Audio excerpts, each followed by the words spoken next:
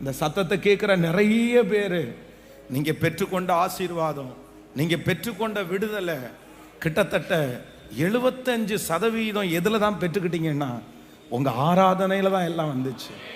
உண்மைதானே? நீங்க ரொம்ப வர்ஷிப் பண்ணீங்க, நீங்க மனசு விட்டு கர்த்தரை ஆராதிச்சீங்க, நீங்க ஆராதனையில் அழுது அப்படியே ஆராதிச்சீங்க.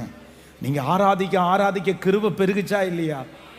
அப்ப இன்னைக்கு ஆண்டவருடைய பிள்ளைகளாகிய நீங்க திரும்பவும் அந்த ஆராதனையை கையில எடுங்க. நீங்க ஆராதனையை கையில எடுங்க பிரதர். நீங்க நடக்கும்போது ஆராதிங்க பிரதர், நீங்க அமரும் போது ஆராதிங்க பிரதர், நீங்க டிராவல் பண்ணும்போது நீங்க ஆராதிங்க சிஸ்டர். எப்பொழுதும் சங்கீதக்காரன் சொன்னது போல என் வாயில என்ன இருக்கும்னா, கர்த்தரை நான் எக்காலத்திலும் நான் நம்புறேன். இனி கிட்டத்தட்ட ஒரு 30 days தான் இருக்குது, ஒரு 30 நாள் தான் இந்த ஜெபம் இருக்குது.